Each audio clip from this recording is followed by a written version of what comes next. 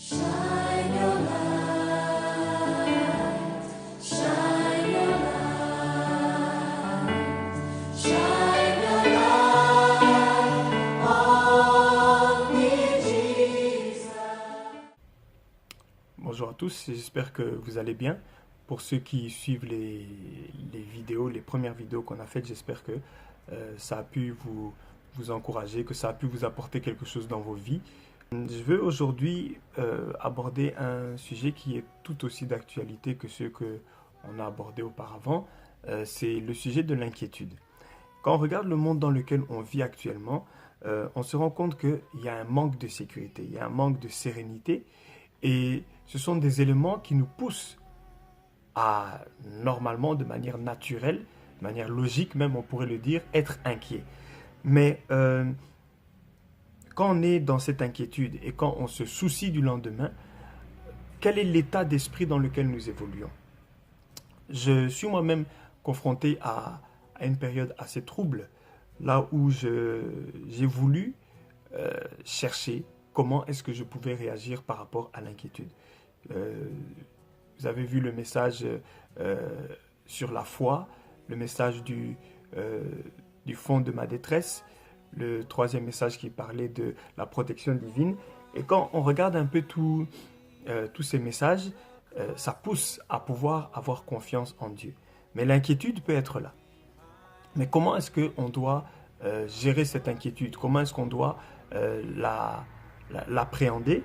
C'est ce que je voulais un peu voir pour ma propre vie, pour essayer un peu de m'ôter cette inquiétude. Et j'ai alors regardé un peu dans la Bible et où est-ce qu'on parlait de l'inquiétude. Et entre autres, on en parle dans le Sermon sur la montagne, là où Jésus enseigne sur l'inquiétude. Et il y a dans cette étude, parce que j'avais déjà lu le texte d'autres fois quand j'ai feuilleté la Bible pour diverses raisons, ou juste quand je lisais à ma première découverte du livre de Matthieu, j'ai lu et je suis passé sur ce texte. Mais j'ai été particulièrement touché cette fois-ci par l'introduction qui a été donnée. L'introduction dit « C'est pourquoi je vous dis ». Et le c'est pourquoi je vous dis doit quand même être interpellant dans le sens où, quand on dit c'est pourquoi je vous dis, ça veut dire qu'il y a quelque chose qui vient avant. Bon, je disais déjà dans une autre vidéo que la Bible est un tout. Donc c'est normal que ça se rapporte à quelque chose. Mais ici précisément, je voulais découvrir le pourquoi. Bon, je ne vais pas faire un grand suspense là-dessus. J'ai pas dû aller loin. Je suis juste remonté un peu plus haut et ça se rattache directement à ce qu'il y a au-dessus. L'enseignement que Jésus a fait avant celui sur l'inquiétude, c'est celui sur l'argent. Là où il dit qu'on ne peut pas servir de maître et qu'il faut s'amasser des trésors au ciel que des trésors sur la terre, là où les voleurs et la gale peuvent le toucher. Alors, pour ne pas trop entrer en profondeur, parce que c'est un sujet qui est aussi bien à part, même s'il est intimement lié, mais il est à part. Je vais juste prendre le dernier verset qui précède l'enseignement sur l'inquiétude, et c'est dans Matthieu 6 au chapitre 24. Je lis: Personne ne peut servir deux maîtres, car ou il détestera le premier et aimera le second, ou il s'attachera au premier et méprisera le second. Vous ne pouvez pas servir Dieu et l'argent. Donc, quand Jésus maintenant commence à la phrase, donc au verset suivant, le verset 25, en disant « C'est pourquoi je vous dis, ne vous inquiétez pas de ce que vous mangerez et boirez pour vivre », il le dit parce que quand il parle de l'argent, il explique que on ne peut pas servir deux maîtres. On ne peut pas servir Dieu et l'argent. Donc si pour manger et boire, je cours derrière l'argent, c'est que je ne sers pas Dieu. Si pour manger et boire, j'ai confiance en Dieu, alors là, je sers Dieu. Je voulais que, comme on en a pris l'habitude, qu'on revienne sur les définitions de certains mots pour nous donner un peu un éclaircissement. et que chacun puisse se positionner par rapport à sa propre vie. Est-ce que je sers Dieu ou est-ce que je sers le diable, qu'on pourrait ici représenter par l'argent, les richesses de ce monde, mammon. Il y a d'abord le mot maître qui vient de kurios et qui veut dire celui qui a un pouvoir de décision.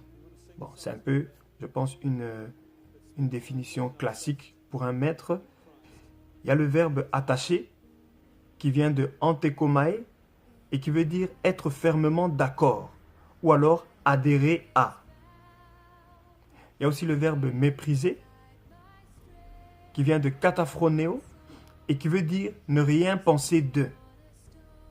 Et puis il y a le verbe servir qui vient de doulio et qui veut dire obéir à, se soumettre. Et quand on prend ça dans le sens positif, ça veut dire qu'on a de l'obéissance pour quelqu'un ou quelque chose. Et quand on le prend dans le sens négatif, c'est ceux qui deviennent esclaves d'un pouvoir vil. Chaque fois que j'ai lu ce texte personnellement, je répondais à chaque fois, je sers Dieu. À chaque fois. Mais ici, comme j'étais, je vais dire, vraiment plongé dans une inquiétude personnelle, là où je cherchais vraiment à aller en profondeur, j'ai été un peu obligé de revoir un peu cet avis. Je parle pour ma part, chacun peut faire sa propre introspection. Mais quand je regarde, après quoi est-ce que je cours? Après quoi est-ce que je suis en train de... qu'est-ce que je veux faire dans la vie? Pourquoi est-ce que je suis en train de bouger autant par rapport à mon activité professionnelle, par rapport à vouloir satisfaire un besoin ou juste me faire plaisir?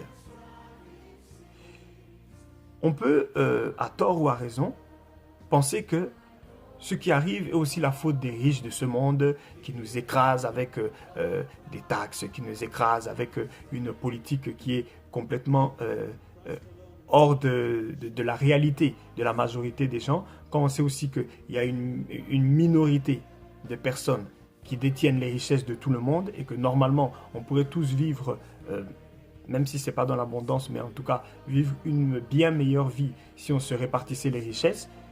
On pourrait dire que c'est de leur faute. Mais est-ce qu'à notre niveau, on n'a pas aussi un comportement qui parfois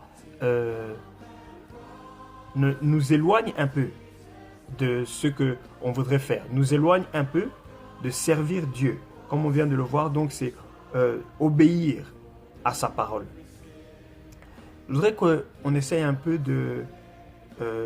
pour analyser ça, de prendre un peu nos vies et...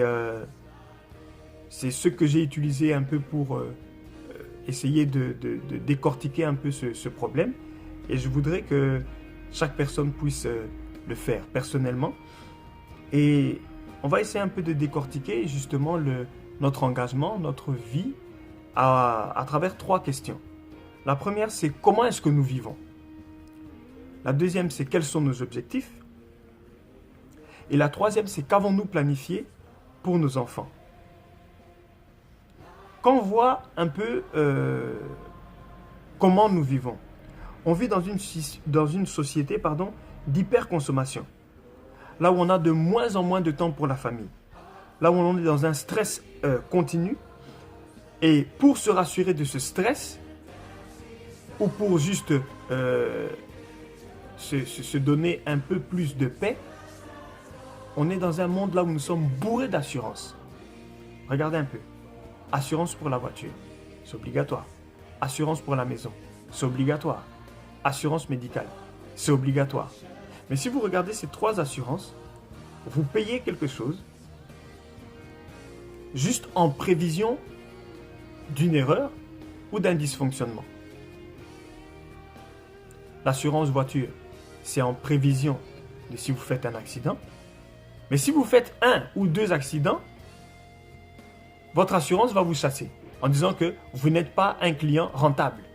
Mais le but même pour lequel ils ont été mis en place, c'est justement pour que, quand il y a un problème avec votre voiture, mais ils puissent intervenir.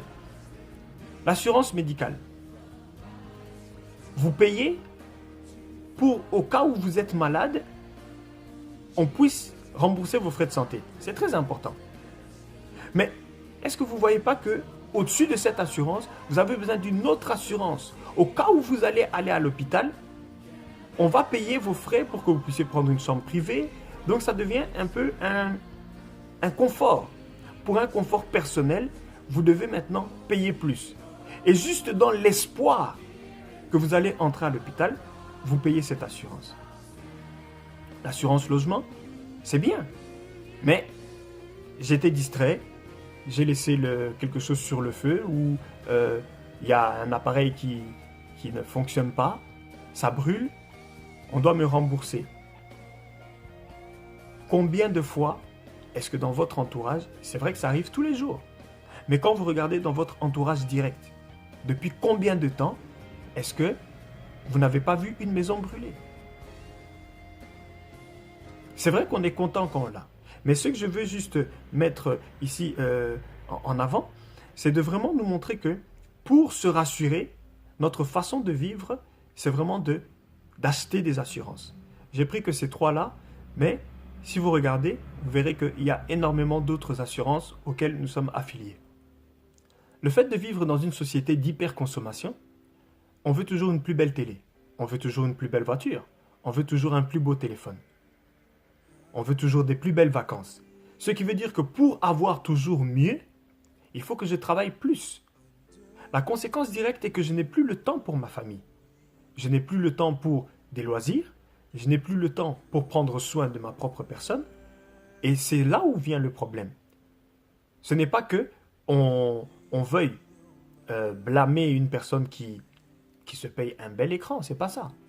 Mais quand ça devient un asservissement au point là où je dois absolument travailler plus, c'est-à-dire me négliger et négliger mon entourage plus, ça c'est un problème. On doit apprendre, je pense, à pouvoir recentrer les objectifs pour savoir comment est-ce que nous vivons. Est-ce que dans notre vie, nos objectifs sont louables ou alors nous devons aussi revoir cela? Quels sont nos objectifs? L'objectif, là je vais prendre le cas d'un croyant, son objectif ça devrait être plaire à Dieu, être consacré à Dieu. Est-ce que nos objectifs coïncident avec la volonté de Dieu pour nos vies? Est-ce que nos objectifs correspondent à ce que Dieu a planifié pour nous? Qu'est-ce que nous voulons faire? Comment est-ce que nous nous voyons et comment est-ce que nous espérons arriver à ce niveau? Est-ce que dans tout ce qu'on fait comme décision, dans tout ce qu'on fait comme planning, prenons-nous le temps de consulter Dieu pour savoir s'il est d'accord avec nos décisions, pour savoir s'il donne un aval à ce que nous voulons faire? Qu'avons-nous planifié pour nos enfants? Souvent, quand les enfants sont encore petits, on pense pour eux. On dit, tu seras médecin, tu seras ingénieur. Et on le drille à ça. On lui donne déjà une ligne directrice sans même essayer de voir ce qu'il a en lui. Sans même essayer de pouvoir juste décupler les dons naturels qu'il a. Et on veut directement diriger cet enfant. On veut directement pouvoir modifier sa façon d'être et le faire rentrer dans un moule que nous avons pensé. L'avenir de nos enfants, on voudrait qu'il soit tout tracé. On planifie ça avec minutie et on s'occupe de chaque détail pour être sûr que ça va aller. On fait aussi des comptes. On met de l'argent de côté. Au cas où je meurs, mon enfant aura de l'argent. Au cas où je ne suis pas riche dans l'avenir, j'aurai déjà au moins une épargne que j'ai faite pour lui qui lui permettra de pouvoir s'assumer au début de la vie.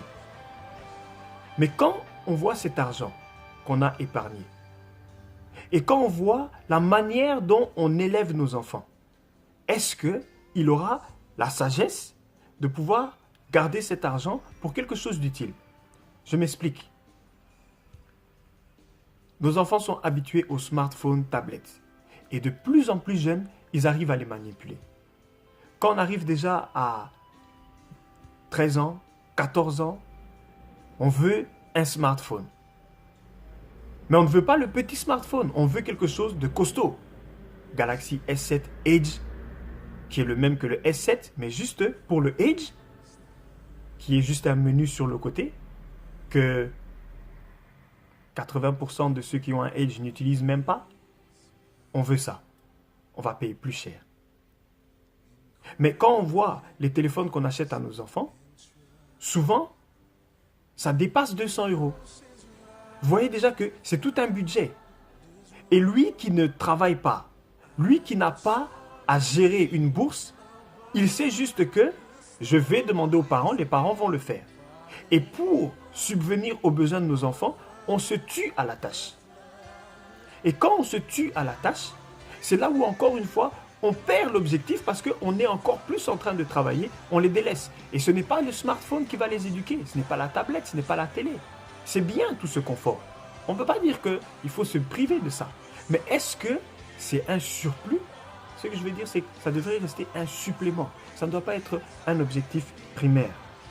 Quand un enfant arrive déjà à 15 ans, 16 ans, on lui explique qu'il doit commencer à travailler, il doit commencer à trouver une petite activité. Comme ça, il peut soulager les parents et s'offrir ses petits plaisirs.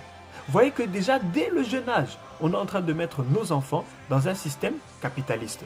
Est-ce que c'est ça vraiment ce que Dieu a prévu pour nous? Est-ce que Dieu voulait que nous puissions avoir ce rapport-là à l'argent?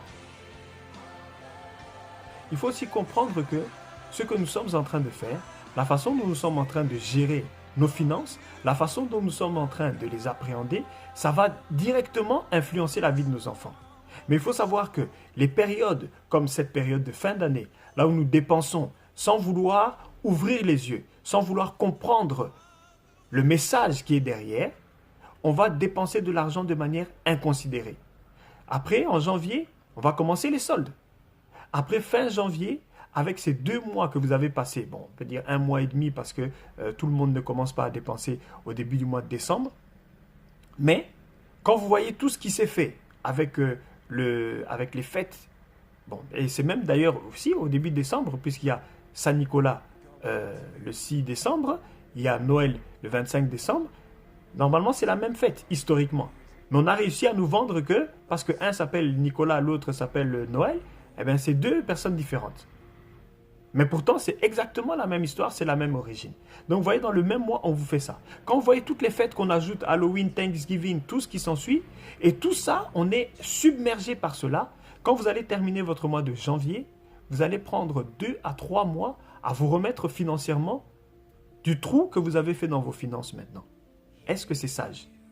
Et est-ce que, quand on est en train de voir cette manière de vivre, est-ce que je sers Dieu ou je sers l'argent? La question est posée à chaque personne. C'est juste pour un peu expliquer le pourquoi est-ce que Jésus disait que on ne peut pas servir 2 maîtres. Et il faut choisir lequel on va servir. On a parlé des définitions. S'attacher, de mépriser. Si je suis fermement en accord avec le monde capitaliste, ça veut dire que je ne fais pas cas. Ne rien penser. Le mépris, c'est pire même que la haine. Parce que la haine, c'est un sentiment qui est contraire à l'amour. Mais le mépris, c'est quelque chose qui est donc, on ne pense même, je ne fais aucun cas de ce que tu es en train de me dire. Est-ce que vous comprenez que si on s'attache au monde capitaliste, on ne pense rien, on ne fait pas cas de ce que Dieu a prévu pour nous dans nos vies. Et chacun peut faire son introspection pour savoir si effectivement nous suivons Dieu ou nous suivons maman. Ce qui est sûr, c'est que il y a 2 forces qui s'opposent. Dieu et les richesses de ce monde. Et face à ces 2 forces qui s'opposent, nous devons faire un choix. Si nous avons fait le choix de suivre maman, on peut continuer à s'assurer, à vivre, à s'acheter des assurances, à s'acheter beaucoup de choses et à vivre dans un monde là où ça tire même notre vie parce que finalement, c'est le fait de ne pas pouvoir s'offrir ce qu'on veut ou ne pas pouvoir acheter ces choses qui fait qu'on tombe dans l'inquiétude. L'inquiétude qui finira par nous ronger. Mais si on choisit d'aller vers Dieu, ça demande aussi de délaisser l'inquiétude et de se tourner complètement vers ce que Dieu veut que nous puissions faire. Vous allez me dire, mais comment délaisser l'inquiétude? Si nous voulons délaisser l'inquiétude, nous devons nous confier en Dieu. C'est quelque chose sur lequel on revient et on reviendra encore. C'est une base, c'est quelque chose de capital. Mais je voudrais vous donner 2 raisons avant d'entrer vraiment dans le vif du sujet. Je voudrais vous donner 2 raisons qui peuvent vous pousser à vous confier en Dieu. C'est que Dieu nous donne de l'assurance. Je veux juste prendre 2 exemples d'assurance que Dieu donne. Le premier exemple se trouve dans 2 Chroniques au chapitre 27 et au verset 6. Je lis. Jotam devint puissant parce qu'il marchait avec persévérance devant l'Éternel son Dieu. Le mot qui est ici, là où on dit persévérance dans cette version, dans les versions anciennes, c'est assurance. Cette assurance qui caractérisait la marche de Jotam, un des rois du royaume du sud, du royaume de Juda. La racine, c'est kun, et qui veut dire être ferme, être stable ou être établi. Jotam avait de l'assurance parce que il était établi dans la parole de Dieu. Parce qu'il tenait ferme dans le comportement d'un citoyen du royaume. Et parce qu'il agissait de la sorte, Dieu lui donnait de l'assurance. La deuxième sorte d'assurance que je voudrais voir avec vous se trouve dans Actes, chapitre 4, au verset 13. Je lis. Lorsqu'ils virent l'assurance de Pierre et de Jean, ils furent étonnés, car ils savaient que c'étaient des hommes du peuple sans instruction, et ils les reconnaissaient pour avoir été avec Jésus. La deuxième forme d'assurance que Dieu donne, ça vient de pareiséa, qui veut dire un courage joyeux, une hardiesse, un discours sans réserve, une confiance libre et intrépide. C'est-à-dire que la confiance que Dieu donne, l'assurance que Dieu donne, c'est que quand je me retrouve devant des adversaires qui m'accusent de quelque chose, parce que je suis en Dieu, je peux leur dire la vérité. J'aurai peut-être une punition pour ça, et c'est ce qui est arrivé parfois aux apôtres, mais je suis sûr de ce que je suis en train de faire. Je suis sûr de ce que je suis en train de dire. Et cette assurance-là ne se partage pas. Nous sommes vraiment rassurés. Nous avons un discours sans réserve. C'est ce qu'ils ont fait. On peut ne pas avoir beaucoup d'éducation, mais parce que j'ai découvert un secret, parce que j'ai compris ce que Dieu veut faire pour moi, ce que Dieu veut faire avec moi, à ce moment-là, je suis sûr de ce que je dis. Je marche avec assurance et avec confiance. On voit maintenant que quand on a ces éléments-là, l'introduction que Jésus a faite a tout son sens. Il demande qu'on puisse se séparer de la domination de l'argent. Donc la vie que nous vivons aujourd'hui, ce n'est pas quelque chose qui était d'extraordinaire. C'est quelque chose qui a déjà été sous le soleil. Et pour qu'on puisse maintenant comprendre ce que Jésus a voulu nous enseigner, je voudrais voir avec vous les 7 raisons pour lesquelles nous ne devons pas nous inquiéter lorsque nous sommes en Dieu. Nous verrons ça à travers le texte donc, de Matthieu 6, à partir du verset 25 jusqu'au verset 34. La première raison qui fait que nous ne devons pas être inquiets est que Dieu est notre Créateur et que nous pouvons lui faire confiance pour notre vie. Je lis le verset 25. C'est pourquoi je vous dis, ne vous inquiétez pas de ce que vous mangerez et boirez pour vivre, ni de ce dont vous habillerez votre corps. La vie n'est-elle pas plus que la nourriture et le corps plus que le vêtement? Dans ce verset, on parle directement de l'inquiétude. L'inquiétude qui vient du mot merimnao, qui veut dire être troublé par les soucis. Mais ça veut dire aussi s'occuper de, chercher à promouvoir ses propres intérêts.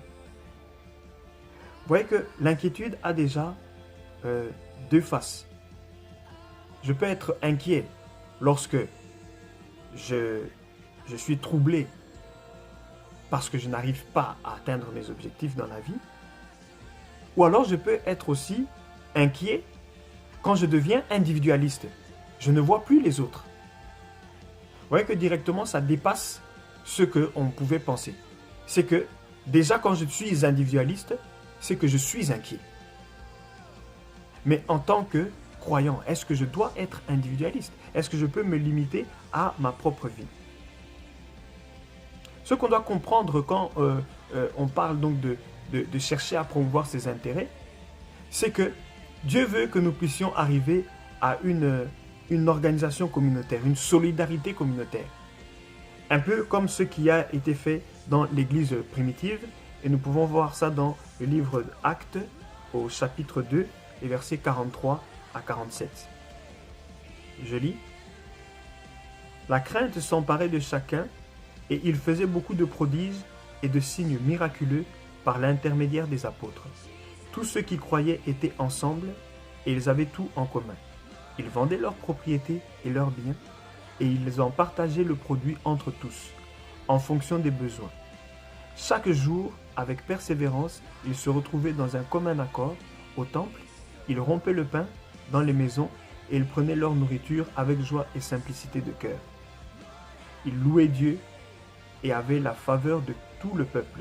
Le Seigneur ajoutait chaque jour à l'Église ceux qui étaient sauvés. Dans ce verset ici aussi, nous voyons que lorsque on n'est pas concentré sur un intérêt personnel, lorsqu'on a un intérêt communautaire, il y a plusieurs choses qui se font. Il y a plusieurs manières dont Dieu veut travailler avec nous. Il y a plusieurs manières dont Dieu peut se montrer. Les premières choses là où qu'on peut remarquer, c'est la crainte. On a parlé déjà de la crainte. On résume ça par confiance respectueuse envers Dieu. Mais il y a aussi des prodiges. Il y a des signes miraculeux. Ça, c'est ce qui se passe quand on est unis. C'est ce qui se passe quand je ne regarde pas que mes propres intérêts, mais que je vois le bien de ma communauté. On voit que toutes ces personnes vendaient leurs biens. Je me suis toujours demandé quand ils vendaient leurs biens. Est-ce qu'ils vendaient, ils mettaient de l'argent et Dieu multipliait cet argent? Je ne pense pas. Je pense que c'était juste un signe d'abandon, un signe que tout ce qui m'appartient, je veux le laisser entre tes mains. Et ils ont sûrement eu à faire des activités qui étaient génératrices de revenus, mais qui servaient à l'Église. Parce que à partir du moment là où quelqu'un vient, même s'il a 50 €, on utilise ces 50 €, à un moment, ces 50 € vont finir. Même si quelqu'un vient, mais ça veut dire qu'on n'est plus deux, on est trois. Quand on est déjà trois, ce qu'il va amener, on va se le partager. Mais au bout d'un moment, puisqu'on dit que le Seigneur ajoutait chaque jour à l'Église, ils sont devenus très nombreux. S'ils n'ont pas d'activité, comment est-ce qu'ils pouvaient subvenir à leurs besoins? Mais leur manière de faire était de pouvoir tout remettre à Dieu. Leur manière de faire était de tout confier au Seigneur et lui savait comment gérer par l'intermédiaire des apôtres. Nous revenons sur le texte de base. Dans le verset 25, on parle de ce que vous mangerez et boirez pour vivre. Et là, le mot vie vient de la racine psukai, qui veut dire le souffle de vie. Dieu nous pousse à ne pas citer pour ce qui concerne le manger et le boire. L'exemple de Jésus, lorsqu'il revient de son jeûne de 40 jours, nous montre bien que Dieu est capable et Dieu veut prendre soin de nous. Le diable vient pour tester Jésus. Et il y aura, comme vous le connaissez, 3 tests. Ce que le diable veut faire, c'est tester l'assurance, la connaissance et proposer à Jésus ce qu'on appelle des solutions de facilité, dans lesquelles, personnellement, je me suis trop souvent retrouvé. La première chose qui se passe, le diable veut pourvoir à sa nourriture. On dit que Jésus a eu faim. Vous pouvez trouver ce récit, on ne va pas le lire, mais si vous voulez voir ces étapes-là, vous pouvez lire Matthieu 4 à partir du verset 3 jusqu'au verset 11. La première des choses, c'est que Jésus eut faim et le diable voulait pourvoir à la nourriture. Quand je dis voulait pourvoir, il voulait que Jésus ne puisse pas regarder à Dieu, mais qu'il puisse directement se servir, qu'il puisse se voir lui-même comme étant sa solution à son problème, ce qui est très dangereux pour un enfant de Dieu. La première chose avec laquelle le diable veut le tenter, c'est, il lui dit, mais si tu es le Fils de Dieu, ordonne à ces pierres de se changer en pain. Mais Jésus sait que un seul mot de Dieu peut changer la situation. Et il ne veut pas utiliser ce qui serait une formule magique. Mais en tant qu'homme, il est soumis aux lois et aux règles de ce monde. Il doit demander pour recevoir. Il ne peut pas. Il pouvait le faire. Mais ça aurait été qu'il se serait sorti du cadre de vie des hommes. Il n'aurait pas eu confiance en Dieu. Son assurance ne se trouvait pas en Dieu. Dans tout ce que nous faisons, l'assurance doit être en Dieu. La deuxième chose, c'est qu'il a voulu démontrer que Dieu ne le sauverait pas. Alors, Jésus a refusé de tenter Dieu en se mettant volontairement dans une situation dangereuse. Parce qu'il sait que Dieu est sa sécurité, Dieu est notre sécurité, mais je ne vais pas aller pour autant me jeter pour prouver que Dieu est ma sécurité. Il y a cet exemple de cet homme qui était avec Pierre, si je ne m'abuse, et il tombe d'une fenêtre. Mais comme il était au bon endroit, la mort ne l'a pas touché. C'est peut-être un peu schématisé, mais ce que je veux vraiment qu'on puisse comprendre, c'est que Dieu est notre sécurité. Mais je ne vais pas aller me mettre en plein champ de bataille et dire « Seigneur, tu as dit que 1000 tombent à ma gauche, 10 000 à ma droite, je ne serai pas atteint. » Donc, je veux que Dieu puisse changer les règles qui font que les balles peuvent m'atteindre, ou alors c'est un bouclier. Ça n'est pas comme...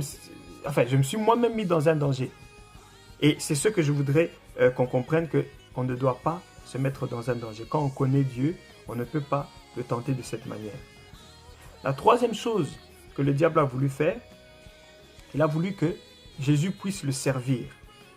Servir vient du mot latrio et qui veut dire rendre un culte, adorer. Le diable a voulu voler l'adoration à Dieu quand il était au ciel, et maintenant qu'il est sur la terre, il veut voler encore l'adoration à Dieu. Il voudrait que l'homme l'adore. Mais quand l'homme va l'adorer, c'est pour une solution de facilité. Parce que déjà, la solution du diable ne dure qu'un temps. On peut devenir roi de ce monde, mais c'est momentané. Pourquoi est-ce qu'on va lâcher Dieu pour une solution d'un moment? C'est ce qu'on doit réussir à comprendre. C'est ce qu'on doit réussir à intégrer, que le diable n'est qu'une solution de facilité. Ce n'est même pas durable. Et nous voulons avoir quelque chose de durable. Quand Jésus lui a résisté et qu'il a dit qu'on adorait que Dieu est Dieu seul, le diable l'a laissé, il est parti. Et à ce moment-là, la Bible dit que les anges sont venus le servir. Le servir ici, pour les anges, est différent du servir que le diable voulait que Jésus puisse lui rendre, le service qu'il voudrait qu'on puisse lui rendre. Ici, ça vient du mot diakonéo, qui veut dire administrer, qui veut dire s'occuper de la nourriture et de ce qui est nécessaire à la vie. Vous verrez que le mot diakonéo, c'est la même racine que le mot diacre. c'est toujours dans une fonction de pouvoir s'occuper des biens matériels. Mais là, ce sont les anges qui sont venus le servir.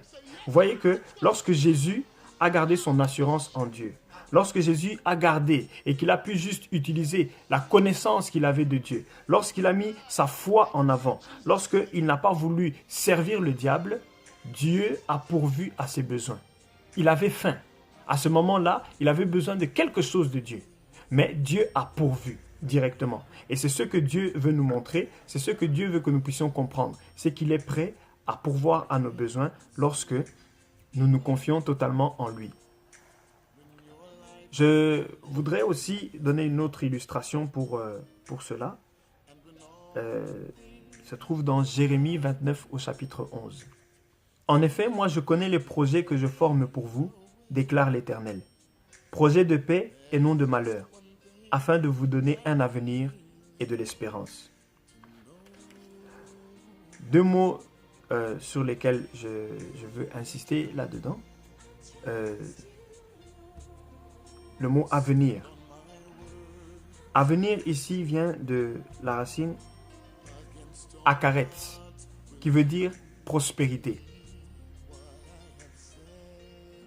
Le mot espérance vient de tikva, qui veut dire les choses espérées, le résultat. Donc Dieu veut nous donner un avenir et de l'espérance. Dieu veut que nous puissions prospérer. Dieu veut que nous puissions arriver à un but, que nous puissions atteindre notre but, que nous puissions avoir les choses que nous avons espérées. Mais vous comprenez que pour avoir ces choses, il faut être en Dieu. Pour avoir ces choses, je ne dois pas courir derrière ces choses, mais je dois courir derrière Dieu. Parce que c'est lui qui a des projets pour nous. Il connaît les projets qu'il a formés, et il veut que nous ayons de l'avenir et de l'espérance. Gardons cela dans nos esprits que Dieu est avec nous. What if it hurts?